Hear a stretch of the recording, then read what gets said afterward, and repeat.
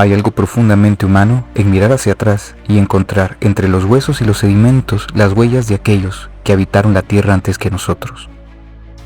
La paleomastozoología es la ciencia que estudia a los mamíferos del pasado, criaturas que vagaron por paisajes hoy perdidos, cuyos cuerpos quedaron atrapados en el tiempo. A través de sus restos fósiles, los científicos reconstruyen no solo su forma, sino también su historia, cómo vivieron, cómo se adaptaron y también cómo desaparecieron. Esta disciplina nos conecta con eras donde el planeta era otro, más salvaje, más inmenso, donde los perezosos gigantes, tigres, dientes de sable y mastodontes dominaban el continente americano.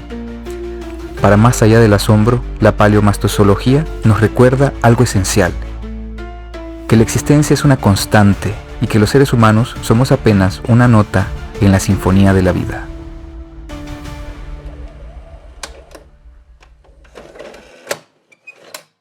Doctor Joaquín Arroyo, ¿qué le pareció estar en Proyecto Chachalaca? Pues me gusta mucho porque realmente esta posibilidad de todo un público de diferentes edades, quizás mucho más jóvenes, puedan acceder a conocer muchos de estos temas, aunque sea de manera muy general, creo que es importante porque al final van a ser ellos, sobre todo los jóvenes, los que en el futuro van a poder mantener esta ciencia, querer buscar más, porque finalmente se requiere mucha gente y son los jóvenes los que deben realizarlo, ¿no? Sí, definitivamente. Bueno, y en este episodio, que me ha costado pronunciarlo, ¿sí?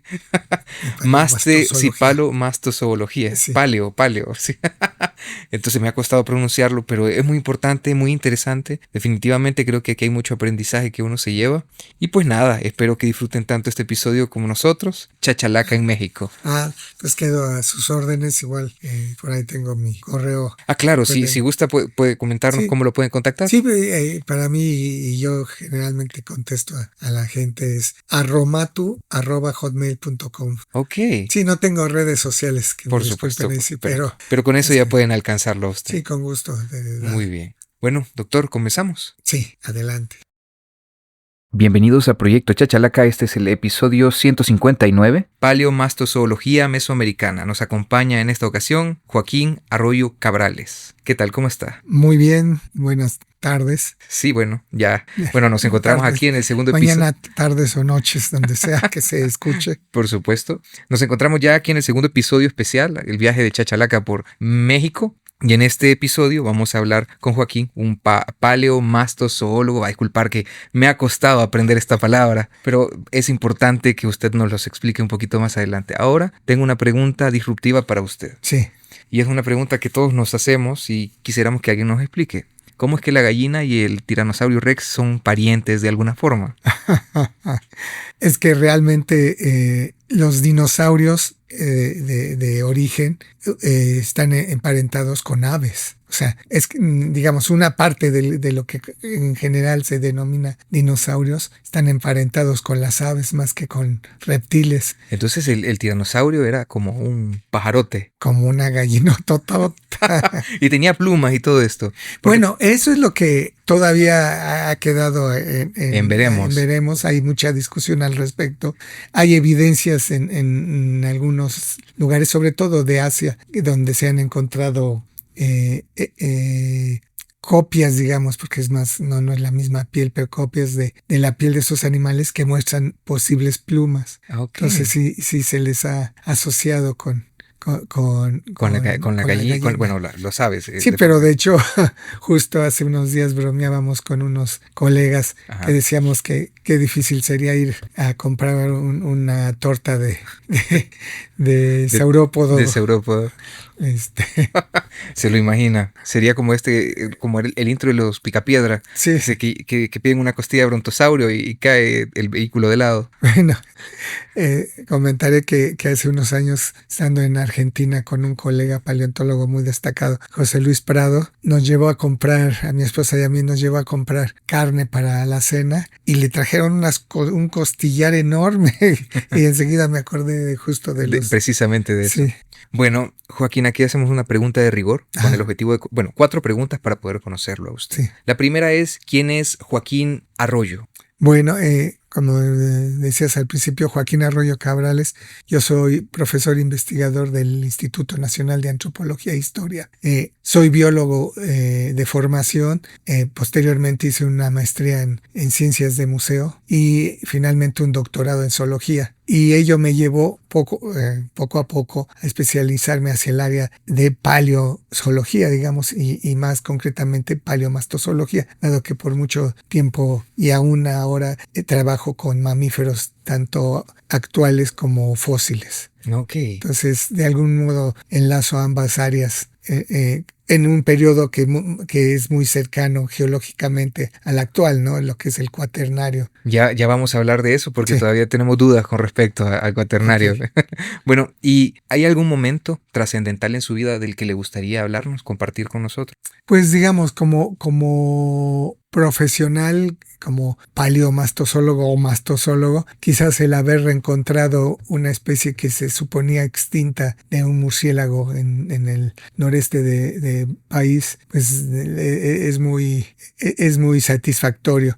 Otro punto fueron durante las excavaciones que realicé para mi doctorado, encontrar ciertos taxa también muy interesantes, y los hallazgos aquí en Cuenca de México, por ejemplo en San Miguel Tocuila o en lo que es el actual Aeropuerto Internacional Felipe Ángeles, de restos de mamuts y otros animales que los acompañaban. El hallar una cantidad considerable también es sorprendente, ¿no? Ok, esos encuentros. Sí, creo que va encontrando uno muchos momentos muy halagadores, que es lo que vuelve muy interesante el trabajo, ¿no? Ok, bueno, esto es algo que nosotros no lo terminamos de dimensionar. ¿Qué significa encontrarse estos fósiles? Ajá. ¿Cómo haría un símil usted como para que pudiéramos entenderlo? ¿Como de pronto que se gana la lotería o...? Sí, en realidad cuando vamos a buscar le llamamos denuncia de huesos fósiles, que muchas veces la gente encuentra durante excavaciones de algún tipo, ya sea particulares o comerciales, para construir algo, encuentra huesos y llaman a las instituciones académicas. Va uno siempre esperando encontrar algo interesante, y cuando lo haya uno, creo que es muy halagador. ¿Cómo podría decir que sería? Pues sí, sacarse la lotería creo que no sería obtener una satisfacción de tener taxa nueva. Es como descubrir una nueva especie de algún taxón de mamíferos, que cuando encuentra uno que esto debe ser algo distinto, que no le hallo caracteres que sean conocidos. Conocidos. Sí, entonces comienza uno a sentir la emoción de poder describir una nueva especie. Sí. Ya, ok. Y bueno, ¿cómo llega usted? Porque esto no es algo muy común, no es algo que uno diga definitivamente a la gente lo va a encontrar en la universidad. ¿Cómo llega a esto? Sí, eso es real. Aún ahora, ya después de que ha aumentado la cantidad de investigadores, por ejemplo, en nuestro país, en México, en esta área, todavía somos pocos para todo lo enorme que es el registro existente, todo el patrimonio paleontológico.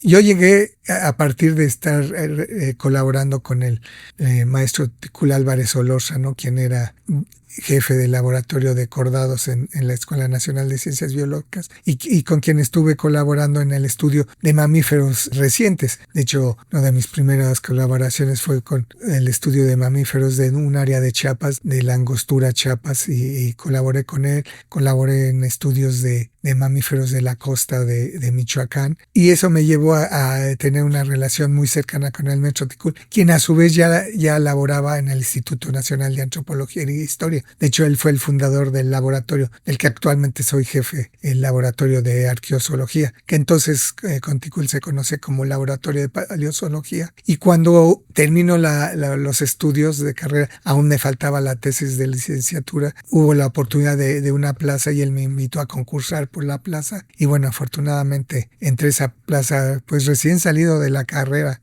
Y ahí desde entonces se ha quedado. Me quedé ahí en la academia. En la academia, sí. Y bueno, los estudios que él ya realizaba eran de paleozoología. En general, él estudiaba también, como yo, mamíferos particularmente, pero bueno, la idea de lo que realizamos en el laboratorio es estudiar en general los vertebrados que se hallan en sitios arqueológicos en el país. No necesariamente siempre hay presencia humana en el sitio, pero bueno, la idea es que son restos que se hallan en depósitos relativamente recientes. Entre comillas. Entre comillas, sí, otra vez con lo de Cuaternario y demás, que al rato trataremos, sí, pero que nos acercan mucho y puede hallar una fauna muy similar a la actual, pero también hay elementos que la separan, ¿no? Que la separan. Entonces llega, digamos que por este azar, a la temática. Pero usted dijo arqueozoología. Así es. ¿Cómo funciona esto? Porque, bueno, está la paleomastozoología, sí, y usted me estaba explicando que tienen otro enfoque en Sudamérica. Sí, bueno, por un lugar habrá que explicar desde el concepto de paleontología, que es el estudio de todos los restos de seres vivos que existieron en el pasado, ¿sí? Y no hay una temporalidad necesaria. Muchas veces nos preguntan cuántos años tiene que tener un resto para considerarse fósil. Depende mucho del sitio donde se depositan los restos de esos animales para que inicien el proceso de fosilización, de mineralización, porque la fosilización tiene que ver con recambio de minerales de los que existen en el organismo vivo a los que van a existir en el depósito fosilífero. Y entonces está eso, que es un concepto más amplio, y bueno, ya lo va especializando uno hacia los mamíferos, y por ejemplo los mamíferos que se hallaban en sitios arqueológicos, o sea, sitios donde hubo presencia humana y que pudieron haber llegado ya sea por la misma traídos por los humanos o de modo natural, ¿no? O sea, que eso es parte de lo que investigamos a partir del estudio del hueso. Lo que hacemos mucho es leer en el hueso toda su historia. Okay. Ese es algo que siempre nos gusta enfatizar, que tratamos de conocer todo que ha pasado con ese hueso desde que estaba en un ser vivo hasta que está en mi mano. Ok. Bueno, ¿y cuál es actualmente su relación con este tema de la paleomastozoología? Mire que sí, ya lo decía bien, ya yo antes de encender los micrófonos ya lo decía bien, pero creo que tiene que ver con la bebida. Así. Pues realmente continúo trabajando este tema. Creo que con los años hay mucho más información que está uno tiene uno la curiosidad o la necesidad de conocer, dado que como toda ciencia va uno avanzando en las investigaciones, pero más bien se van apareciendo nuevas preguntas que responder. Entonces creo que actualmente estoy muy activo. Justo estoy teniendo muchas colaboraciones con colegas de áreas como genética, proteómica, paleoproteómica, que estudian los restos orgánicos que existen en depósitos, ¿sí? Entonces tengo mucha colaboración con ellos, colaboración con biogeógrafos. Entonces de algún modo lo que va uno investigando va tejiendo lazos con otras áreas que ayudan a apoyar nuevas hipótesis de trabajo. Ok. Bueno, y adentrándonos ya un poquito más al tema, porque esto es algo que, bueno, ya ve usted que me cuesta pronunciarlo definitivamente, y cuando me dijeron el tema, yo estuve paleomastozoología. Y entonces ya usted nos comentaba que la paleontología estudia todo ser vivo que existió en el pasado, sea animal o ser humano, ¿sí? Entonces, cuando decimos paleomastozoología, masto me parece que habla de grandes, ¿verdad? ¿O me equivoco? No solo de grandes, sino de mamíferos. De mamíferos. Es que el tema de investigación de la mastozoología, o el término que usan más bien los países de Europa Oriental, teriología, tiene que ver con el estudio de los mamíferos, que mamíferos somos todos los seres vivos con pelos, desde el ornitorrinco, ese ser tan interesante y misterioso, porque claro, una quimera animal por ahí. Exacto, es lo que diría, hasta nosotros, ¿no? O sea, pasa por toda una serie de seres vivos muy interesantes. Entonces a eso se refiere la mastozoología en general. Paleomastozoología tiene que ver con todos los seres vivos que pertenecen en este grupo, que los primeros vienen desde una época que conocemos como Cretácico, muy afines del Cretácico, y bueno, el desarrollo mayor es en la siguiente periodo, que es el Cenozoico. Algo que ya no completé hace un rato fue, ya dentro de la paleomastozoología, aquellos restos que se estudian que proceden de sitios arqueológicos, o sea, sitios donde ha habido esta presencia humana, a eso le llamamos ya estudios arqueozoológicos, que tienen que ver la interacción entre la zoología y la arqueología. Okay. Entonces, de hecho, se ha formado una nueva ciencia que conocemos como arqueozoología, que es el término que usamos en México y muchos países europeos, en el que somos biólogos los que nos aproximamos a la arqueología, o zooarqueología, que es el término que usan los colegas norteamericanos y los colegas sudamericanos, porque ahí son los arqueólogos los que se aproximan a la biología. Ok, o sea, como el enfoque, ¿verdad? Uno viene de un lado y otro. Exactamente, sí. Y quizás, bueno, tiene uno, o sea, como biólogo tenemos una formación más evolutiva con otros, o sea, de otros aspectos.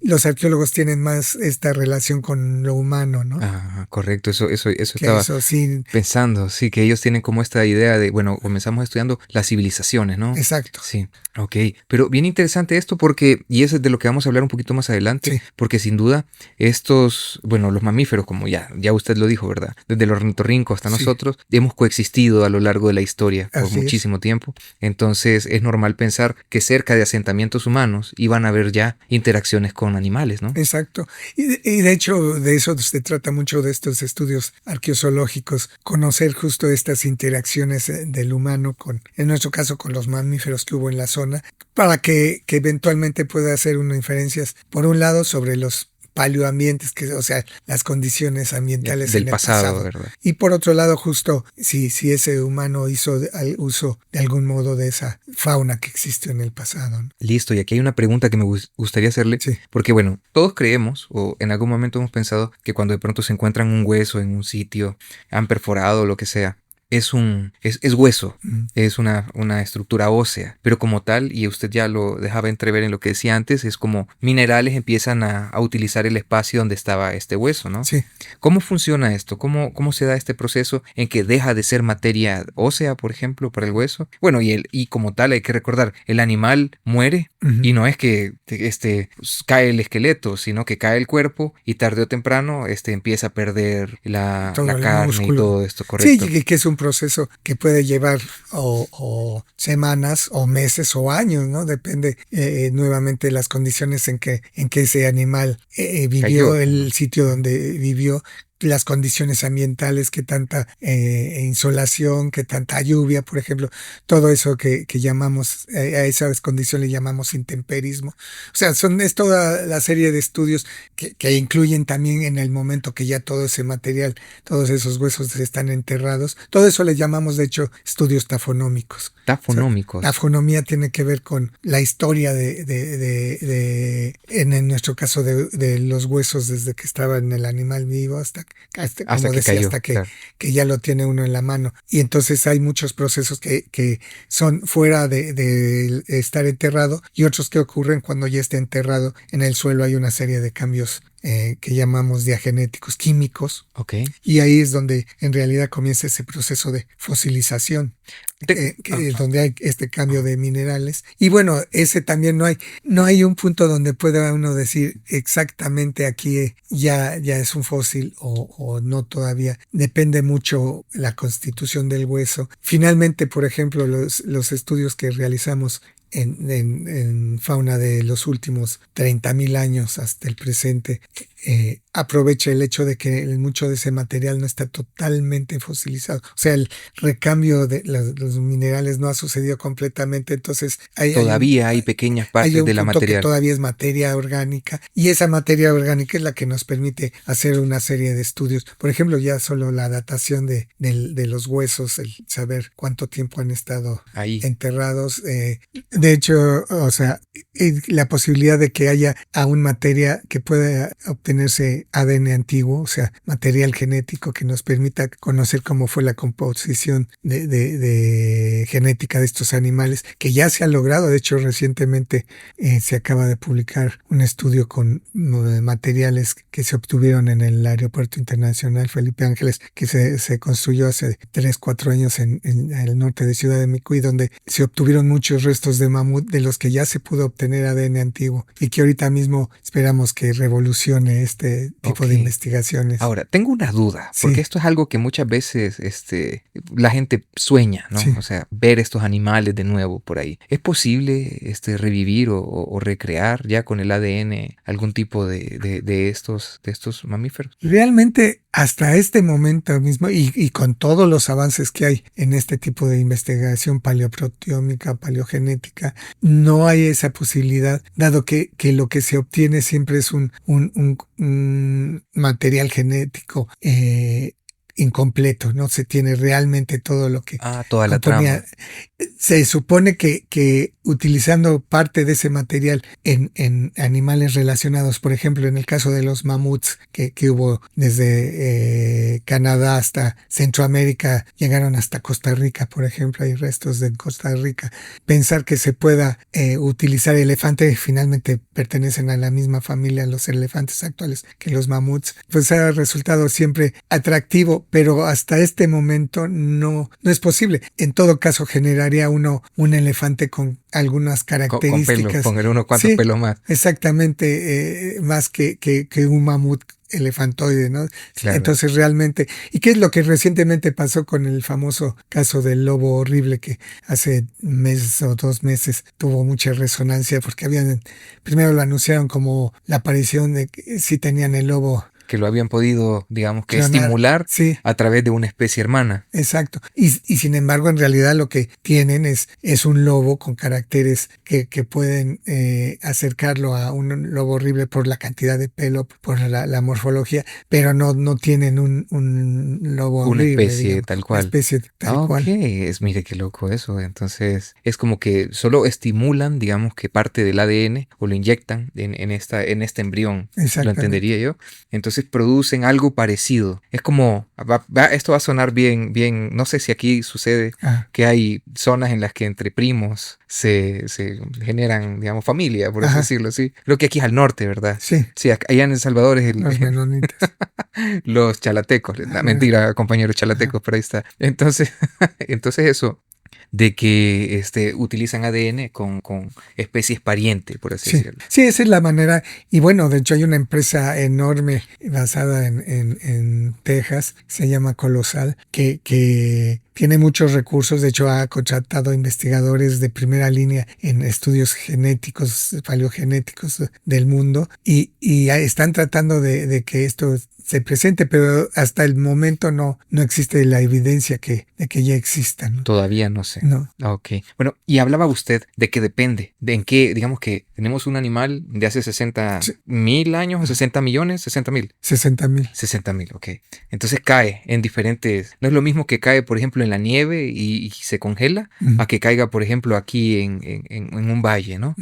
Entonces, ¿cuál es el ambiente más idóneo para la preservación de un...? Híjole, ahí sí, lo mejor finalmente han sido los que cayera en un hielos. refrigerador. Sí, no, es increíble los hallazgos que han hecho en todo el área cercana al Ártico, todo lo que sería Rusia, la anterior Unión Soviética, toda la zona de Siberia. De Siberia, correcto. Toda la zona de Yukon en Canadá, Alaska. Han encontrado animales congelados. Ahí sí muestran cómo pudieron ser. O sea, es famoso un mamut de Jarko en el que encontraron el animal completo. Lo que nunca nos mostraron, porque eso después nos lo mostró uno de los asesores académicos, Dick Moll de Holanda, no nos mostraban la parte de atrás, que la parte de atrás no estaba completa, ¿no? Pero bueno, la parte de adelante daba... Solo la parte de adelante. Y bueno, Discovery pagó mucho dinero para apoyar esas investigaciones. Qué bueno que sucedieron, ¿no? Claro, por supuesto, porque son un hallazgo y... Sí, permite mucho más investigación, eso fue magnífico.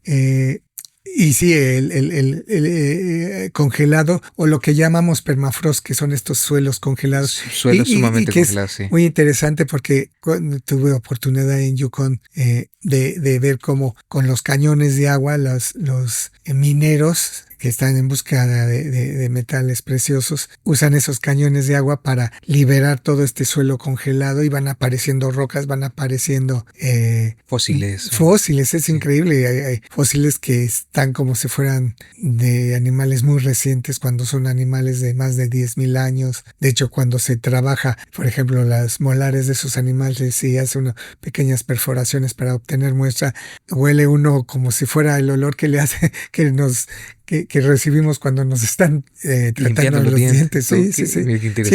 Sí, no, es bien interesante. Ahora, tengo una pregunta, porque esto suele resonar en la mente de muchas personas. Cuando están, digamos que rociándole agua al permafrost para poder descongelarlo, ¿no también esto libera o la posibilidad de que microorganismos, como enfermedades o algo por el estilo pudieran recircular? Hasta ahora, y ha habido algunas insinuaciones de ello, pero nunca se ha podido demostrar que sobrevivan estos microorganismos. Sí, ha habido varios artículos a lo largo, digamos, de los últimos 30, 40 años, donde dicen haber hallado organismos que estaban congelados y supuestamente los reviven, pero la realidad es que no ha sucedido, ¿no? Entonces, sí encuentran esos microorganismos, quizás patógenos, pero no son viables en ese momento. Ok. Eso sí, porque para muchos es así como, no descongelen el permafrost porque nos vamos a morir todos, ¿verdad? Porque eso es lo primero que se nos viene a la mente, que de pronto un ébola de hace muchísimo tiempo vaya a venir y nosotros no estemos preparados como, nuestras defensas y los animales del presente no estarían preparados para poder sobrevivir a algo así, pienso yo. Sí, realmente es muy fácil caer en ese pensamiento y sobre todo con las pandemias que ha habido. Claro, por supuesto. Y sin embargo, muchas de esas pandemias se han originado sobre todo en zonas tropicales, ¿no? De África, en Asia, cuando es justo en esas zonas donde la fosilización que antes hablábamos ocurre muy difícil, o sea, muchos de los restos, y por eso en los trópicos muchas veces es difícil encontrar buenos depósitos fosilíferos, porque esos animales caen en condiciones donde hay una descomposición microbiana rapidísima, ¿no? Entonces es muy probable de que muchas especies hayan existido, pero nunca lo sepamos. Bueno, eso sí se ha dicho que y por ahí hay cálculos que lo que vamos encontrando en depósitos fosilíferos es solo el 10% de las especies que pudieron existir en un momento, ¿no? Okay. Y lo que es cierto es que cálculos que han hecho, que tiene que ver mucho con modelos que hayan desarrollado diferentes especialistas en ello, han calculado que, se han extinguido millones de especies, muchas que no conocimos, pero también están apareciendo otras, y también se dice que hay, 80 millones de especies por descubrir, ¿no? Ya, tiran números así que al azar. Hacen una serie de modelos que de todos modos sí pueden estar considerando aspectos de cambio climático, por ejemplo, las actividades humanas, todo eso, que van calculando todo eso, y de todos modos muestran que sí va a haber recambio de especies, porque al final hay una tasa básica de extinción. Todo el tiempo hay extinciones, no necesariamente creadas por el humano, sino es natural que haya esas extinciones. Sí, lo que siempre se dice es que el humano las hemos aumentado, hemos hecho más rápida esa tasa de extinción. Sí, ¿qué puede ser? Porque yo me imagino que les ha de haber gustado el sabor del mamut. Recuerdo una colega rusa que encontré alguna vez en Los Ángeles y traía en su bolsa un papel cualquiera, una hoja de carta blanca doblada, y ahí traía pelos de mamut. Entonces bromeábamos que si andaba también con su sándwich de mamut. Ellos, hasta donde sé, sí, algunos de los colegas rusos han probado. De verdad. Sí. Increíble. Sí, la hallaron muy seca, ¿no? ¿En serio? Podía uno esperar, ¿no? Sí, no, pues sí. O sea, encuentra uno esa resequedad cuando congela uno. Por supuesto, una comida aquí la deja, no va a ser cuando la deja uno por 10,000 años. Pues. Sí, tiene lógica eso. Mira. Pero sí han llegado a eso comer. Tenía duda, fíjese, que si habían sido tan, o sea, si alguien había llegado a probar carne de esta que había quedado congelada en el permafrost. Sí, los colegas rusos han probado. Tengo una pregunta, ¿usted lo hubiera hecho? Yo sí lo haría. Sí, yo he probado muchos animales silvestres. Pero, ¿por qué no un espécimen de ese tipo? Sí, eso sí. Mire qué interesante. Bueno, pero de ver cómo va esto, ¿verdad? Dicen que ahorita acabamos de comenzar la sexta extinción masiva de especies. Así es, sí, en los últimos años se ha manejado este término, de hecho con el advenimiento de lo que llamamos antropoceno, que es un término que más bien los geógrafos, biogeógrafos utilizan, no tanto los geólogos, porque los geólogos son más estrictos en la utilización de términos que tienen que estar claramente definidos por aspectos geológicos, como su nombre. Claro, pero no tanto por el aspecto de las especies, sino geológico, como usted Geológico, dice. sí, todo lo que llamamos Pleistoceno, Plioceno y las diferentes épocas en cada una están basadas en niveles estratigráficos que implica ciertas edades, también implica cierto tipo de animales, ¿no? Por ejemplo, bueno, muchas veces son invertebrados, lo que... Ok.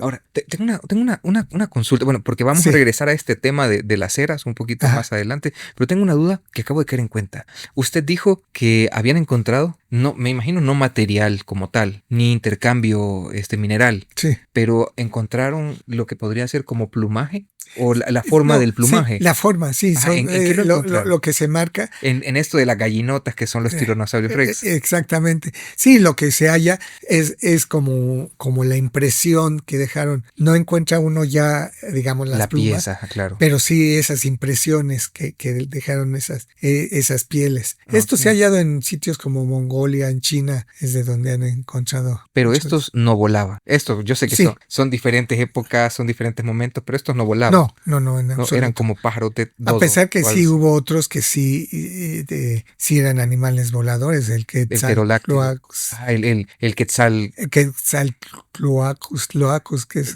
bien difícil el nombre, que es un animal que existió en el sur de Estados Unidos, norte de México. Ese Interesante es que uno tenga de esto los de animales. quetzal, como el pájaro, ¿no? Sí, Quetzalcoatlus. Lacus, Ajá. sí, Interesante, que es de los más grandes, por lo que sí. entiendo. Ok, mire, qué interesante esto. Ahora, ¿y usted al ver Jurassic Park qué siente? Tengo curiosidad de saber eso. Pues bueno, la primera vez que la vi fue muy interesante. Finalmente, en ese momento no tenía tanto uso, por ejemplo, los georradares que actualmente se utilizan ampliamente aquí en el país, por ejemplo, para conocimiento de depósitos. Entonces sí sonaba muy atractiva esa idea de encontrar la figura del Velociraptor, ¿no? Que es lo primero que hallaron. Actualmente sabemos que cuando pasan estos equipos no encuentra uno una figura, encuentra uno, solamente aparece una serie de señales, todo un conjunto de señales, y donde hay algo distinto salta esa señal y los especialistas a partir de ello pueden definir áreas donde excavar y demás, ¿no? Sí. Pero bueno, entonces será muy romántico ese hecho. Sin embargo, bueno, acabo de ver la última película y pues siempre resulta interesante el que pudiera uno hallar esos animales vivos, ¿no? Claro. Sin embargo, lo que sí, a mí siempre me puede mucho el que se utilizara y se utiliza como esta compañía colosa mucho dinero en tratar de revivir animales, cuando más bien se necesita mucho dinero en tratar que no se extingan más, porque Ok. ya hemos impactado tanto que no solo es la extinción básica, sino hemos aumentado mucha... La extinción de otras especies. Perdón. No hay problema, definitivamente. Y bueno, regresando al tema de, bueno, y una cosa, ¿verdad? Así como Sí. comentario, cuando comenzó esto de la paleontología Sí, y empezaron a encontrar estos primeros huesos, sí. bueno, no, ni siquiera antes, cuando comenzaban a encontrar estos huesos, pensaban que eran de gigantes Ujú. en las primeras etapas. Sí, Ya después, no recuerdo, creo que en Estados Unidos o en Inglaterra, no recuerdo, a alguien se le ocurrió de que eran animales. ajá, Y entonces encontraban estos huesos en lugares y los empezaban a armar. Pero los empezaban a armar de formas muy, muy raras, muy curiosas, que no exactamente. estaban muy enfocadas como a una realidad, sino Ajá. como iban cayendo. Sí. Entonces, Sí, pero aquí mismo en México hubo mucho la mención en la colonia de estos grandes gigantes humanos porque encontraban justo los huesos de mamuts, ¿no? claro, Entonces, lo primero que se imaginaron fueron estos. Sí, humanotes. de hecho le llamaban Kinametsin, que es un término que se utilizó mucho. Y ya después comenzaron a relacionarlos con posibles elefantes, Claro. que cuando ya se conoció más al elefante, ya finalmente se vio que eran de animales extintos, ¿no? ¿no? Sí, esto solo haciendo el paréntesis un poquito más grande, esto de Kinametsin dijo, Sí. ¿verdad? Es que también o sea, esto tenía como cierto eco en ciertos relatos bíblicos del Antiguo Testamento, me parece que hablaban de gigantes, Sí. una cosa por el estilo. Entonces la gente de ahí tenía la idea de que habían humanos gigantes. Ajá. Ahora, regresando al tema de la paleomastozoología, hoy Sí. sí lo dije bien, en primer lugar, porque esto es una duda que todos tenemos. Sí. Porque para que haya algo grande, tuvo que haber habido algo más pequeño antes. Sí. Entonces la pregunta es, ¿cómo llegó a existir la megafauna? ¿Qué sucedió? ¿Qué variables del ambiente sucedieron para que diera lugar a una megafauna como esta? Bueno, o sea, seguramente hay diferentes hipótesis cómo sucede esto. Yo considero que una de ellas tiene que ver con el tipo de alimentación que podían haber tenido, la disponibilidad de alimentos, que claro que tiene que ver con el ambiente mismo, ¿no? O sea, un ambiente que permite que crezcan, por ejemplo, pastos muy nutritivos que eran relacionados con los pastos boreales y que debió permitir haber sucedido cuando había las glaciaciones. La existencia de esos pastos podía permitir a animales de mayor talla alimentarse y poder irse desarrollando. O sea, finalmente hay que recordar los mismos elefantes que fueron los animales que en la última parte del Cenozoico, que le llaman la edad de los mamíferos, no a todo el Cenozoico, pero los elefantes, los proboscidios son los que alcanzaron El tamaño más grande. no el tamaño más grande, pero son los que han perdurado como los animales más grandes. Sí hubo animales emparentados con rinocerontes hace 30 millones de años que eran también animales mucho mayores que el elefante. Pero permitieron que estos animales, a partir de animales pequeños, por ejemplo, los primeros antecesores de los proboscidios, de los mamuts, son animales muy pequeños, quizás como un tapir, ¿no? Ok. Tenían, de En hecho, Centroamérica, una proboscis. ajá, en Centroamérica tenemos el Dante, Sí, Dante, la ajá, danta. la Danta, que es en Nicaragua, Sí. Costa Rica, me parece, por ahí. Sí. Entonces, a partir de esos animales se desarrollan esta megafauna, porque estos que se desarrollan en África, el ambiente en África permitió que tuvieran las condiciones, sobre todo de alimento, porque yo creo que tiene que ver mucho con la disponibilidad de alimento que le permita. Sí, estos animales tiene uno que pensar que se alimentaban de 200 kilos de pastos, por ejemplo. Sí. Mire qué interesante eso. Ahora, aquí hay una cosa que hay que hacer un paréntesis. África en aquel tiempo no es como nosotros nos la imaginamos, que es un desierto, o como la podemos creer ahora. En aquel tiempo era de las zonas más tropicales y boscosas como junglas, ¿no? Sí, claro. Esto estamos hablando de momentos durante el Pleistoceno, que abarca los 2,5 millones de años, últimos 2,5 millones de años, hasta 10,000 años. Hay estas condiciones de glaciación interglacial. Entonces hay momentos en que hay mucho frío y los hielos se congela mucho del agua, baja el nivel del mar, por ejemplo, y las condiciones en tierra cambian, se vuelven más secas, más calurosas, y hay otros momentos en los interglaciales que hay condiciones de mayor humedad, de mayor temperatura. Entonces en esos momentos seguramente hay una explosión de fauna y de vegetación, porque hay que pensar que la existencia de toda esta fauna tiene que ir relacionada con esa vegetación. De hecho, la mayoría de animales más grandes fueron herbívoros. Muy curioso eso, porque yo pienso a mi forma de ver. Siempre la cadena alimenticia como que regula, sí, ¿verdad? En función de recursos y de especies. Sí. Si aumenta, digamos que la presa más baja, que es un herbívoro, por así decirlo, en cantidad va a aumentar la siguiente especie en el eslabón, ¿no? Entonces yo pienso, tal vez, no sé, en mi infinita humildad de pensamiento, lejos del tema, digo yo, ¿qué tal si después de una era glacial, ¿no? Porque hemos tenido varias, sí, en el cambio, el depredador natural de una de estas especies herbívoras desapareció? Entonces esta especie pudo desarrollarse, digamos que en un ambiente en que llegó este pasto enorme, ¿no? Se desarrolló y pudo por generación crecer y crecer y crecer y crecer sin ningún tipo de depredador natural. Porque a mi forma de ver, vuelvo a decirlo, yo vengo de afuera, pues, o sea, pienso en este elefante herbívoro que en algún momento llega, se establece, pero si no hay una especie o sea, la única forma en la que haya podido llegar a ese tamaño es que no tuviera una especie que se lo comiera. En parte puede ser así, pero también hay que pensar que los carnívoros de manera natural no se alimentan de toda la población, ¿no? Se alimentan sobre todo de los animales viejos que ya casi que van de salida, o se alimentan de crías que están mal puestas por ahí. Mal puestas. Entonces, finalmente, los carnívoros mismos están seleccionando estos animales quizás de mayor tamaño y demás. O sea, la población de carnívoros sí pudiera haber aumentado, pero también la misma disponibilidad de alimento va a regular qué tanto puede aumentar, ¿no? Ok.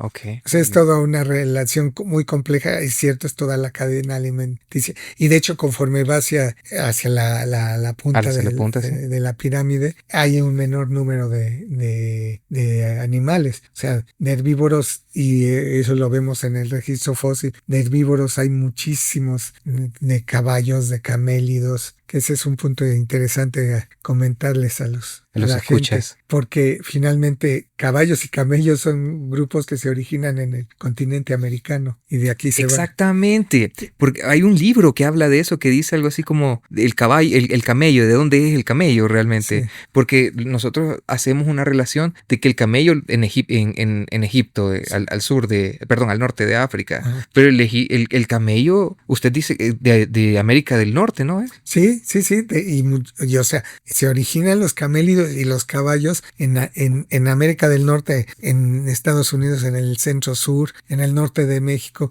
Aquellos famosos ejemplos de caballitos de 3 dedos y demás, esos los hubo en el continente americano. Y de aquí migran hacia Asia, por el estrecho de Bering. El estrecho de Bering, así como vinieron animales de allá para acá, incluyendo los proboscidios o los humanos. De aquí para allá fueron los camélidos, los caballos, y también migraron de los camélidos hacia Sudamérica las llamas. También, y aquí nos quedamos sin todos esos animales. En algún momento que sí los hubo hace 15,000 años. Se extingue el caballo. Pues se extirpa, decimos. Claro, ya vamos a hablar de sí, ese ente extirpador que tenemos, sí, por ahí, sí. Sí, o sea, se extirpan de Norteamérica y ya después llegan, otra vez los traen los europeos, ¿no? Pero ya es otro tipo de caballo. Pues sí, ya es un tipo que ya de hecho hasta domesticado, ¿no? Sí. Y es una especie distinta. Entonces los camellos, digamos que este antepasado del caballo y el camello, ajá, sale de América por el estrecho de Bering, exacto, cruza a Rusia, ajá, va al sur a China, va a Mongolia, pasa por toda esa zona hasta que llega a África. Ajá. Bueno, llega a Europa, porque yo creo que donde lo domestican, al menos el caballo, es en Europa. En Europa. Sí. Ok, ¿y ya después en el sur? Y los camélidos yo creo que en el área de, o sea, todo lo que es Asia, que es el oeste de Asia, donde está ahora los pleitos, ¿no? Donde están... La República Árabe y todo. Sí, eso. Correcto, sí. Ok, sí. Tremendo paréntesis ese realmente, sí, porque es bien curioso. Hay un libro que habla de eso, porque las migraciones de los camélidos, de los, sí, caballos y todo esto, pues es bien curiosa, efectivamente. De hecho, en algún momento aquí en México alguna persona, una señora nos acusó de haber mentido, porque en un programa de televisión que nos entrevistaron al estar estudiando un depósito con mamuts y que en general haya unos mamuts asociados siempre con camellos, caballos, bisontes. Okay. Hablamos de camellos y entonces la señora se mostró enojada porque decía, ¿por qué nos quieren engañar si todos sabemos que el camello viene de Asia? ¿Cómo iba a estar desde entonces? Y por más que le tratamos de explicar. No, mire, pero es que hay personas que piensan que el planeta es plano, sí, pues mire, ¿qué vamos a hacer con? Entonces, no se puede discutir con todo. Exacto. Bueno, son cosas que pasan. Pero ahora, yo quisiera que nos explique un poco esto sobre los periodos. Sí. Sabemos del Cretácico y sabemos del Cuaternario, que también el Cuaternario había sido un luchador de la AAA. Sí. Sí, pero quisiera que usted, para poder distinguir al luchador de la AAA de este periodo, nos explique un poco qué son estos periodos, cómo se caracterizan y cuáles son, digamos, que por lo menos los más importantes. Sí, bueno, en realidad hay diferentes divisiones y subdivisiones dentro de las edades geológicas. Digamos, de las más conocidas sería el proterozoico, luego el Mesozoico y el Cenozoico, que esas son las grandes eras que están acotadas en las primeras dos en millones de años, y el Cenozoico ya es la última era donde vivimos ahora, que inicia cuando la extinción, esta gran extinción de dinosaurios hace 65 millones de años, y de mucha vida en ese momento, ¿no? Y mucha está acotada, de hecho, también por la presencia de ciertos taxa, de ciertos grupos. Entonces, el Proterozoico tiene que ver mucho con la presencia de peces, por ejemplo, el desarrollo de los peces con esqueleto, la presencia de anfibios, reptiles. Después viene el Mesozoico, que tiene que ver más con los grandes dinosaurios. El Mesozoico, meso es como de intermedio. Sí. Sí. Zoico, ¿qué se podríamos entender como zoico? Yo creo que tiene que ver con animales, finalmente. Ok. Sí, porque o con seres vivos más que solo animales, seres vivos, porque finalmente también hay que incluir los vegetales, todos los hongos, todo lo que se ha podido, de hecho, hallar en el registro fósil, y que separa, y hay componentes muy, muy claros para definir cada uno de estas eras, y luego vienen las edades. Por ejemplo, dentro del Mesozoico estaba el Triásico, el Jurásico y el Cretácico. Que son de dinosaurios. Que son de dinosaurios. Hay grupos característicos en cada una de estas, no periodos, son eras, quizás periodos. O sea, ahorita no me acuerdo bien las divisiones geológicas. Y dentro de, por ejemplo, del Cretácico hay también divisiones. Y en el caso del Cenozoico está dividido, por ejemplo, en Paleoceno, Eoceno, Oligoceno, Mioceno, Plioceno, Pleistoceno y Holoceno, que es la época actual, ¿no? ¿Cómo se? Holoceno. Holoceno. ¿Qué? No recuerdo qué era él. No sé a qué, no recuerdo a qué se... Bueno, pero ahí después lo... Pleistoceno es donde ocurre toda esta... El Pleistoceno a su vez tiene esa división cuaternaria, porque Pleistoceno y Holoceno de manera muy amplia lo que se conoce como el cuaternario. O sea, el Holoceno incluye desde que inicia el Pleistoceno hace 2.6 millones de años hasta la actualidad, ¿no? Todo eso es cuaternario. Pero es en la última parte del cuaternario donde ha aparecido la presencia del Homo sapiens, por ejemplo, la presencia de la fauna moderna. Ok, muy bien. Ya más o menos, mira, todavía no es que tengamos dudas, pero recordar todo esto va a ser un poco complicado, pero aquí queda en el episodio. Pero bueno, y a ver, sobre estas especies de megafauna del cuaternario mesoamericano, por así decirlo, ¿qué me puede decir? ¿Cuáles eran las más... Pues bueno, las que se conocen? Las sobresalientes, evidentemente, fueron los 3 distintos tipos de proboscidios que hubo. Proboscidios me refiero a paquidermos, a lo que llamamos los elefantes, ¿no? Elefantes y mamut, ajá. Pero tiene que ver más bien con su modo de locomoción de todos esos animales. Y entonces están los mastodontes, que es un término con el que se conocen en Centro y Sudamérica, este grupo de proboscidios, de paquidermos. Peludos. No tan peludos. Un carácter era que tenían las defensas mal llamadas colmillos, porque corresponde más bien a los dientes incisivos, a los del frente de los animales. Y tenían las defensas rectas, muy largas. Ok. De esas sí, hay muchos registros. El mastodonte. Le llaman mastodonte o gonfoterio. Ok. Eso estaba en esta zona. Eso estaba de hecho, ese grupo fue el que de los proboscidios, fue el de los que primero entraron a Centro y Sudamérica. Pasaron por cuando se eleva el istmo de Panamá. Son de los grupos que pueden atravesar. Ya después lo que llamaríamos en el norte mastodonte, o sea, ahí hay una confusión que existe, muy desafortunada, por los nombres aplicados, nombres comunes por un lado, aún nombres latinos por otro, porque por ejemplo, el animal que llamamos aquí en México mastodonte norteño, que era un animal... Me lo acabo de imaginar con sombrero, norteño. Por ahí hay unas diapositivas muy bonitas de que es un animal que está bueno esa, que vivía en bosques, pero más bien bosques templados, a diferencia del gonfoterio o mastodonte sureño que vivía en bosques tropicales. El norteño, ese animal, yo creo que no hubo tanta coincidencia no coincidencia, sino contemporaneidad con los humanos. Ok. Mientras que los mamuts es claro que hubo un momento en que hay esa contemporaneidad. Seguramente los primeros humanos del continente conocieron mamuts. Quizás hayan conocido el mastodonte norteño y al mastodonte sureño o gonfoterio también. O sea, hay alguna evidencia no muy conclusiva de que haya habido algo de caza de esos animales. Aunque ya también lo de caza ya no se ve tan claro porque son animales que debían ser peligrosos cazarlo. Sí consideramos que muchas veces se aprovecharon de que quedaban estos animales atorados en el lodo, entonces ahí sí llegaba el humano y decía, les daba el golpe de gracia. Sí. Yo creo que eso pasó aquí en Cuenca de México. Ok, en esta zona. Sí. Mira, qué interesante.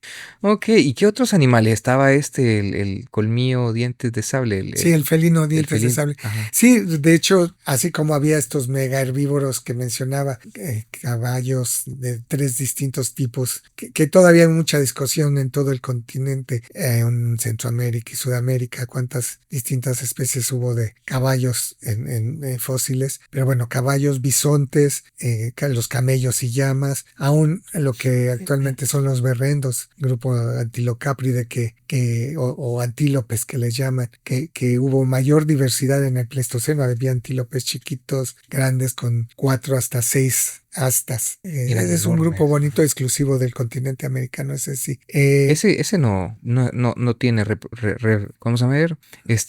Algún representante que haya quedado. Sí, y el berrendo. Ese es al norte, ¿no?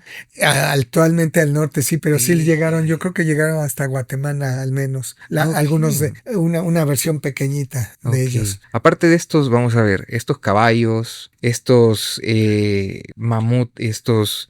no rinoceronte iba a decir, no, Hubo rinocerontes antes, ¿eh? ¿En serio? Sí, en el continente hubo rinocerontes anterior, digamos, durante el Plioceno, que tiene que ver con un periodo entre 2.6 millones y 6 millones de años, ¿no? En ese intervalo. Estuvieron los carnívoros que ya mencionaban, estaba el felino dientes de sable, que evidentemente también ya pudo ser contemporáneo con presencia humana. Estaba un león del tamaño del león africano actual, el león americano. Había quizás el animal, el carnívoro más frecuente, que era el lobo terrible, ¿no? Que uno puede encontrar, si uno busca rapidito en internet, va a aparecer un lobo así tremendo, a la par de un golden retriever bien tranquilo, y es descendiente. Exactamente. Ese es interesante, ese punto. ¿Qué otro? Bueno, los carnívoros actuales ya existían, que quizás por haber sido animales de menor talla y que no eran tan especializados con estos mega herbívoros, sobrevivieron, ¿no? El puma, el jaguar, que seguramente no podían competir con esos otros animales grandes, el león o el felino dientes de sable, pero que por ser menos especializados pudieron más sobrevivir que los otros animalotes, ¿no? Y había una serie de osos.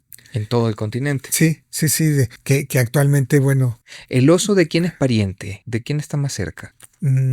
Pues ese es un grupo que se separó de los cánidos. Okay. O sea, de los cánidos, pero es un grupo que se separó hace miles de años, ¿no? O sea, realmente tiene una historia evolutiva muy distinta. Hubo una buena diversidad, una gran diversidad. De hecho, por ahí tengo una publicación donde aparece una figura que me hizo un ilustrador muy bonita con toda la diversidad del que hubo en el Pleistoceno, que hubo una gran diversidad y con los pocos que quedan, ¿no? Pues el mismo que hace esta.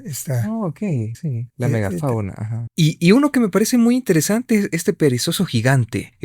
Porque nosotros identificamos al perezoso como un animal muy lento, ¿no? Sí. Pero existía un perezoso enorme, 2 metros de altura más o menos. No, de hecho, hubo toda una gran diversidad. Ahora queda estos 3 especies que existen que andan en los árboles, que les llamamos arborícolas. Son descendientes de un conjunto muy grande que hubo en el pasado y que incluye, la gran mayoría eran perezosos terrestres que se movían en tierra, y que hubo algunos que se movían con cierta velocidad, y hubo alguno que llegó a tener hasta más de 3 metros y medio. Era enorme. Ese sí era un perezoso gigante.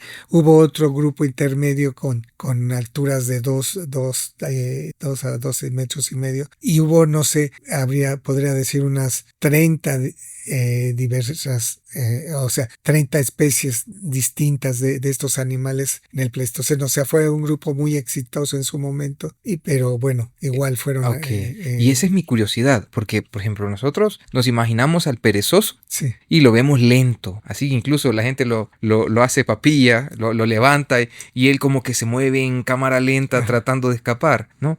No nos imaginamos cómo un animal, o sea, un animal de estos, ¿sí? Una especie de estos, llega a ser tan enorme. Yo vuelvo a pensar, tuvo que no haber tenido un depredador natural por muchísimo tiempo para poder desarrollar ese tamaño, y además de eso, que hubiera suficiente comida para poder desarrollarse. Yo creo que, y bueno, hablábamos del más grande, ¿no? Del Eremoterio, que en Sudamérica estuvo el Megaterio, emparentados totalmente. Y yo creo que sí hay parte de razón en cuanto a esa presencia, falta de depredadores, a pesar que sí hubo depredadores muy importantes en Sudamérica, Centroamérica, en Mesoamérica, digamos. Pero sí, la cantidad de estos animales indica que pudo haber un desarrollo muy importante. También es claro que se podían defender con esas grandes garras. De hecho, un colega, Richard Fariña de Uruguay, él estudiando la biomecánica de estos animales, ha mencionado la posibilidad de que se defendieran aún de grandes depredadores, ¿no? Como jaguares o pumas.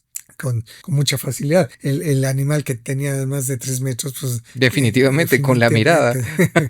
Sí. Y aún ha mencionado la posibilidad que fueran animales carroñeros que encontraban otros animales muertos y con las garras lo empezaban a deshacer, ¿no? Claro. Sí. Entonces, eso me recuerda como al dragón de Komodo, por ejemplo, algo así, sí. Sí, exactamente. Sí, es un grupo que fue muy exitoso. De hecho, aquí en México, y yo creo que en general en Centroamérica, después de que se conocían apenas cuando mucho unas 10 formas fósiles, ahora ya hay el doble conocidas, ¿no? Y seguramente va a haber. Bueno, y por ejemplo, me refería a unas 20 formas de perezosos terrestres. También hubo perezosos acuáticos. De hecho, se conocen muy bien el pez perezoso. Sí, ¿verdad? 3 especies, si mal no recuerdo, de Perú, que es donde se conocen una mayor diversidad de este tipo de animales que cazaban en el agua marina. Okay. Entonces, imagínense ya, o sea, pensar que se movían, no se podían mover despacito, ¿no? Ahí sí, definitivamente era muchísimo más rápido. Y es curioso porque volvemos a la misma idea. Tan versátil era este animal exitoso, como usted dice, que tenía variantes que llegaron a ser hasta acuáticas, ¿no? Exactamente. Y unas gigantes de 3 metros, de 3 metros y algo. Pero volvemos a la actualidad y tenemos solo 3 especies. Sí. Bien lentas y en un aspecto como que uno se pregunta cómo es que sobrevive, ¿no? Entonces, aquí viene la siguiente pregunta, ¿sí? ¿Qué pasó con todos estos animales? ¿Qué sucedió? ¿Cómo fue que se extinguieron? ¿Cómo fue que desaparecieron todas estas megafaunas? Para eso hay varias hipótesis y sigue habiendo controversia. De hecho, hace que en el 2013 ya vamos para 10, 12 años, 13 años el año que entra, porque el año que entra hay otro evento de ese tipo. Hubo un simposio muy grande en el 2013 que hablaba sobre la evolución y las extinciones en el Cuaternario. Y hubo mucha discusión qué tanta presencia humana hubo para las extinciones o qué tanto fue natural. De hecho, hay varias hipótesis naturales que también han sido cuestionadas. Por ejemplo, el simple hecho de que otro meteorito haya caído en alguna región del mundo a fines del Pleistoceno que haya provocado la extinción de la megafauna fundamentalmente, y que hay varios investigadores que apoyan esta hipótesis. Sin embargo, la gran mayoría no la considera. No llega a un consenso con eso. No llega a un consenso, pero bueno, tampoco el consenso con el cambio climático, a pesar que sí lo hubo. Sí lo podemos ver. O que solo el humano haya sido el causante de todas esas extinciones. Yo creo que en general tiene que ver con algo que un conjunto de investigadores norteamericanos y rusos llegaron a proponer para la extinción del mamut lanudo, que tan conocido, ¿no? Que tiene que ver con un efecto sinergístico entre los cambios naturales quizás el cambio climático, y el cambio climático provoca la deficiencia nutricional de los animales y demás para los animales, dado que la planta no hay suficientes y demás, y la presencia humana, el efecto antrópico sobre esos animales. Y yo creo que yo sí explicaría las extinciones o extirpaciones de ciertas poblaciones con estos dos factores, ¿no? Cambio climático y aparición del humano. Aparición del humano. Y depende mucho si el humano, por ejemplo, le dio el golpe de gracia que hace un rato hablábamos a un animal que estaba atorado en el lodo, o ese animal llegó, se atoró, se murió y ya fue, ¿no? Como claro. Digamos. Entonces, sí, yo creo que puede haber esos dos factores. Como decía, esto lo propusieron para el norte del continente, pero yo creo que aplica para todo el continente. Ok, aquí siempre ahora que ya desbloqueamos al humano en esta conversación, ¿existió algún tipo de relación con estos animales, con esta megafauna? Yo me imagino que, como usted lo dice, de caza, ¿verdad? ¿Pero hubo algún otro tipo de relación? Sí, bueno, algo que se ha estudiado los últimos años es justamente esa posible interacción entre el humano y esa fauna silvestre, en el caso de la megafauna. Y de hecho se ha encontrado que hay depósitos donde, aunque no sea claro que haya habido esa caza, sí es claro que el hombre intervino para que murieran ciertos animales grandes, quizás como mencionaba, el encontrar estos animales atorados en el lodo y quizás darles ese golpe de gracia, y después de ello aprovechar esos huesos tanto como parte de su alimentación como parte de herramientas que hay una serie de ejemplos en todo el continente. De hecho, aquí mismo en San Miguel Tocuila, cerca de Texcoco, tenemos ejemplos de ello. En el mismo AIFA, en este Aeropuerto Internacional Felipe Ángeles, hay alguna evidencia asimismo. Entonces, sí, también se usaban esos huesos para otras actividades, ¿no? De hecho, en Tocuila tenemos un ejemplo muy bonito de un fragmento del hueso de la pierna del fémur de un mamut, y del que sacaron una lasca, y la lasca la encontramos que embonaba precisamente. Ajá. Sí, es muy bonita esa pieza. Y ese tipo de corte solo lo podía haber hecho el humano, porque para que el hueso se corte de esa manera tiene que ser un hueso fresco, y para cortarse de un hueso fresco requiere un golpe muy fuerte. No van a ser un gran carnívoro el que pueda romper un hueso tan grande de un mamut. Tuvo que haber sido con una piedra o algo. Sí, exactamente. Una herramienta y una extensión hacia la tecnología. Sí, ok, qué loco eso, mire, sí, definitivamente. Sin embargo, bueno, y también ha habido mucha discusión de estos aspectos, como decía, ya hubo una conferencia, el año que entra hay una nueva conferencia al respecto para buscar otra vez qué nuevas hipótesis han salido. Mencionaba la del meteorito, que también ha sido muy discutida. Sí, distinto al que pasa cuando la extinción de la extinción de los dinosaurios, por supuesto. Un poco la relacionaban. Otra propuesta que ha habido es la traída de enfermedades, por ejemplo, ya sea por los humanos o su fauna acompañante, como los perros, que entraron al continente y traían enfermedades que la fauna de aquí no estaba acostumbrada, y también la gripe perruna trae. Exactamente. El problema con esas hipótesis es que por más que se ha estudiado, no se ha encontrado la evidencia formal en el hueso. Va a ser muy difícil. Va a ser muy difícil porque no existe material suficiente como para poder reconstruir esas condiciones. Exactamente. De hecho, porque si en realidad fue un tipo de enfermedad que les provocó muertes muy rápidas, no va a quedar la evidencia en el hueso. Ok, interesante, amigo. Ahora, ¿volcanes no pudo haber sido tal vez de origen volcánica esta extinción de megaespecies? Bueno, mire que tenemos aquí el Ilopango en Centroamérica, que hablan de que el Ilopango fue una gran explosión de un volcán, ¿no?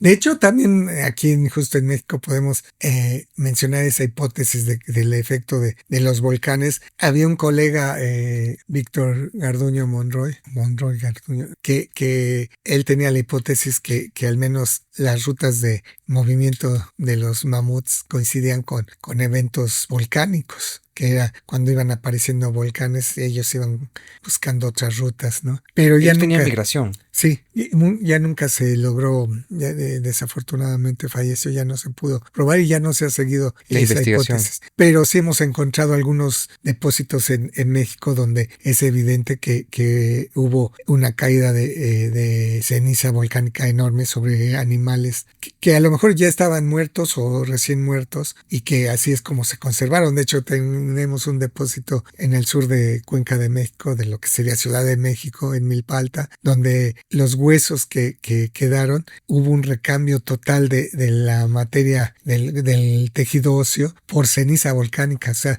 el hueso conservó la forma gracias a la ceniza volcánica. Ok. O sea, si quiere uno quitar la ceniza volcánica, ese hueso se va a colapsar, porque ya no hay sustento de ningún sustento tipo. óseo. Ok.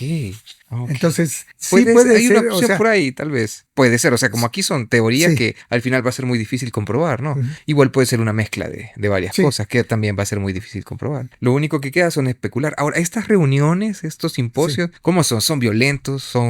¿Se dicen cosas? ¿Cómo funciona? Porque en realidad, ajá, sí ha habido, el que hubo en 2013, por ejemplo, hubo una discusión muy fuerte entre el grupo que eran más bien geofísicos que defendían la hipótesis del meteorito, que por cierto se presentó en 1997, esa hipótesis, no. el segundo meteorito. Sí, en México, sí, en un congreso de un organismo geofísico americano que hubo en Acapulco, allá lo presentaron. En Acapulco. Sí.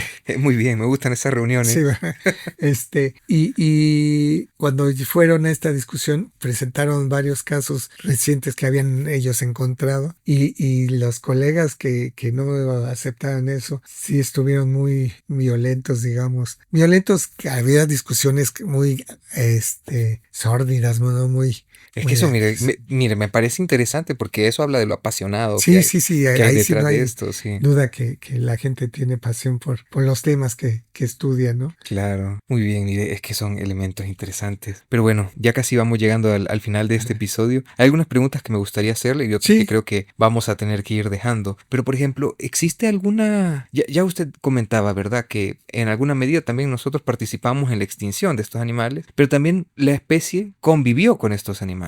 Pero, ¿usted sabe si existe o ha quedado algún remanente histórico digamos que tal vez pintura rupestre o alguna vasija, algún tallado, algún grabado que hable o que exprese algo de estos animales? Híjole, en el continente americano, desafortunadamente, ¿no?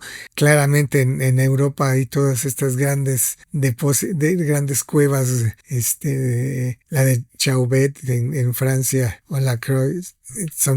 Las pinturas son hermosísimas y muestran que conocieron a los mamuts, estos pobladores. De hecho, en algunos casos se trata de neandertales, no sapiens. En el continente muy poca evidencia tenemos. Tenemos algo de evidencia con animales más pequeños. Bueno, animales más pequeños que son los que actualmente componen esa megafauna. O sea, tenemos venado bura, antilocapra, en algún lado a lo mejor hasta un tapir, pero esa es la fauna mayor que quedó de la gran conjunto de faunas que hubo en el continente. En Colombia se hallaron algunas pinturas muy bellas que parece que sí mostraban perezosos. Pero bueno, todavía estaba en discusión. Eso se presentó hace dos años, yo creo, y todavía está en discusión si existía o no. Entonces, no, pero bueno, lo que muestran las culturas de hace 5,000, 6,000 años es que sí ya había esta relación del humano con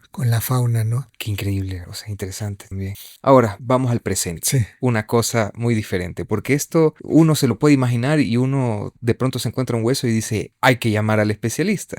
Pero vamos a ver, ¿qué retos encuentran hoy? Le pongo yo un caso. Sí. Imagínense que aquí hay un terreno baldío a la par de un edificio, ¿sí? Y empiezan a hacer una construcción. Yo no me imagino que la constructora dice, ¡ah, sí, hemos encontrado hueso, hay que llamar a los especialistas y detener la obra por varios meses! No me los puedo imaginar así de felices. ¿Cómo sucede esto en la realidad? Bueno, en primer lugar habrá que mencionar que al menos en el país y como en algunos países más hacia Sudamérica, Argentina en particular tiene un conjunto de leyes muy desarrollado. Pero bueno, en el caso de México ya hay una serie de leyes, de reglamentos que regula los procedimientos que deben realizarse cuando hay presencia de este patrimonio paleontológico, ¿no? Claro. Que como cualquier patrimonio arqueológico, histórico, pues todo pertenece a la nación y a todos los mexicanos.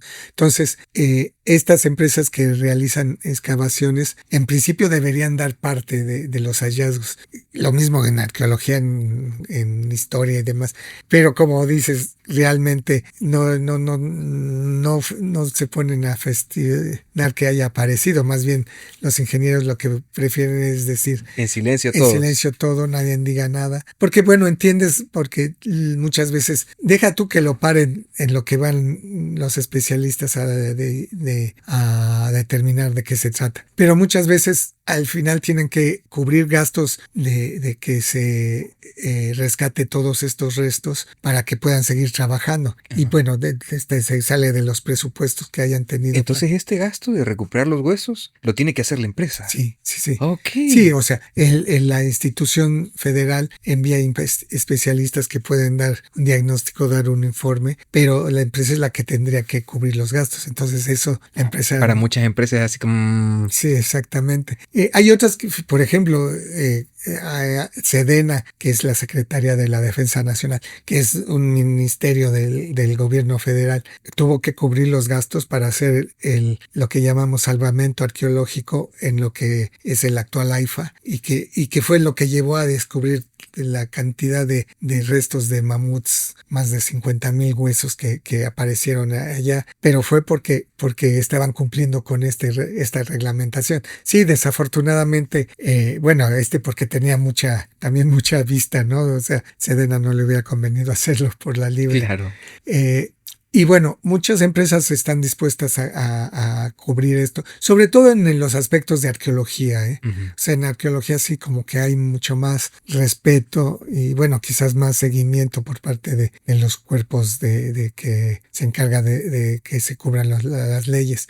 En paleontología todavía queda un poco, todavía no hay tantas leyes. Convicción. Correcto. Sí hay, pero ni siquiera la academia muchas veces estamos cumpliendo con todo, ¿no? Menos el público en general. Ok, ahora, y cuando se recuperan estos huesos, digamos que es una empresa, digamos, Centroamericanos, sí. SADCB, y empieza a construir, encuentra estos huesos los recupera y esta empresa se vuelve dueño de ellos. No. ¿O tiene que? Tiene que dar parte a las autoridades para que sea la academia la que se encargue de la conservación, la debida conservación, el estudio.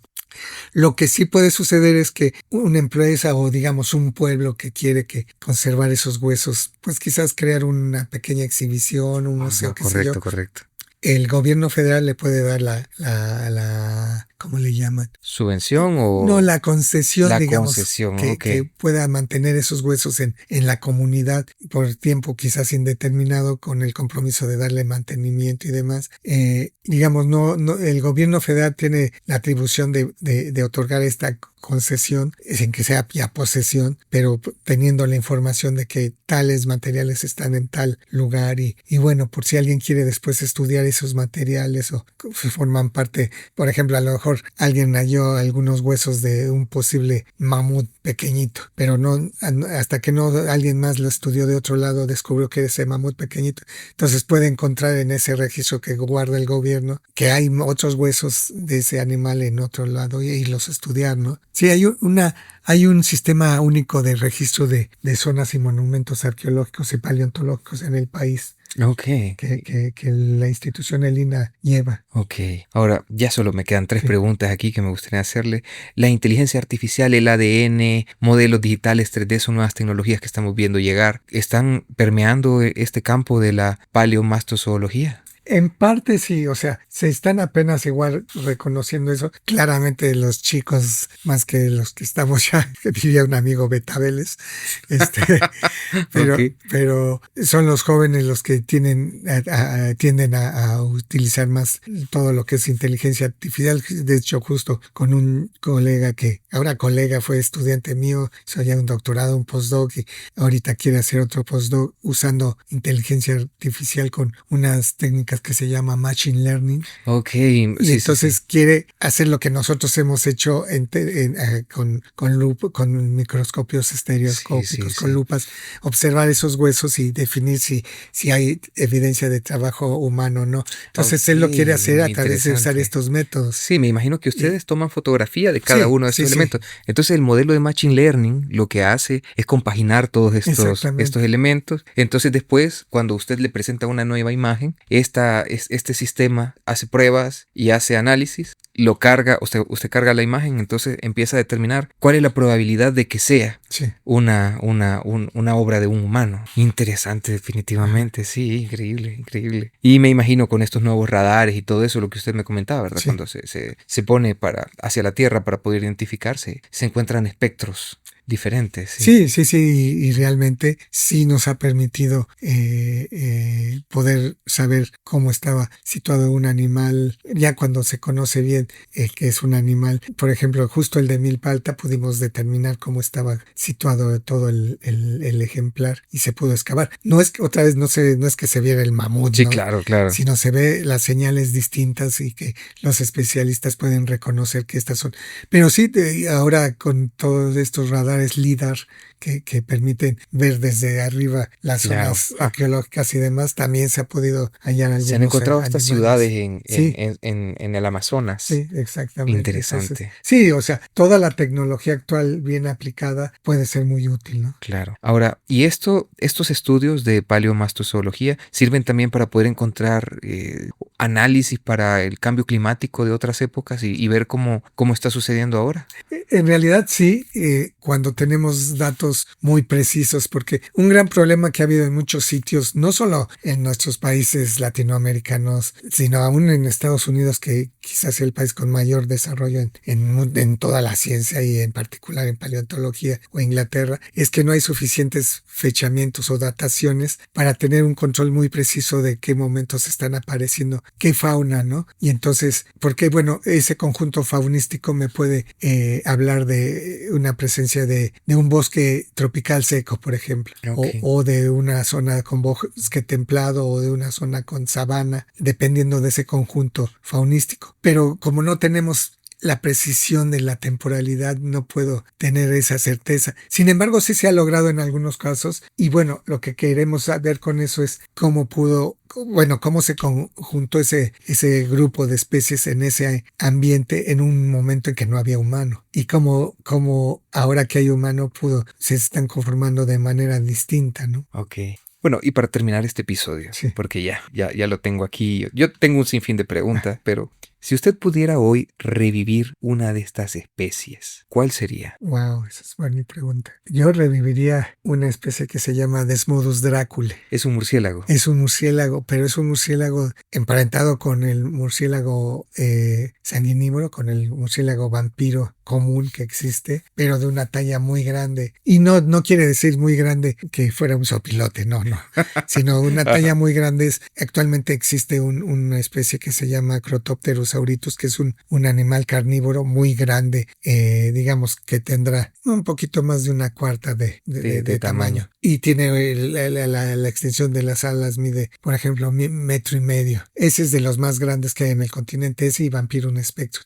De esa talla sería un Desmodus draculae. Ok. Pero se supone que estos animales, por su gran tamaño, y esa han sido hipótesis que No se han nunca se han confirmado, claro. confirmado, pero ese se debía haber estado alimentando de animales de megafauna. Ok, O sea, por ejemplo, buscaba. perezosos. Ajá, ajá. Se les cargaba, les drenaba. Sí, Ok, qué interesante. entonces ahí sí me gustaría, que sería terrible encontrarse uno. De hecho, los vampiros comunes son de los animales más difíciles de extraer de las redes con los que uno los colecta. Ya agarrar uno de esos sería una Sí, aventura. sería tremendo. Ok. Pero bueno, ese me gustaría. Bueno, doctor, qué gusto haberlo tenido por acá con todas estas preguntas. Hay muchas preguntas que me imagino que las personas que nos escuchan se están haciendo, pero creo que es muy importante esta área de la paleontología porque nos permite conocer estas especies que habitaron esta zona. Tal vez más adelante, con las nuevas tecnologías que lleguen, tal vez se puedan esclarecer algunas hipótesis que hay. Siempre van a llegar nuevas preguntas. Sí, esa es parte de la investigación científica. Lo que la vuelve muy rica es que conforme avanzamos un paso, encontramos dos que hay que estudiar. Definitivamente. Pero bueno, creo que sí se ha avanzado en el conocimiento y al igual hemos generado más preguntas que Definitivamente. interesantes. Es que eso es lo bonito, no dejar de preguntarse cosas. Exactamente. Cuando ya no tengamos nada que preguntarnos ahí, qué aburrido. Exactamente, también. Bueno, nos escuchamos pronto.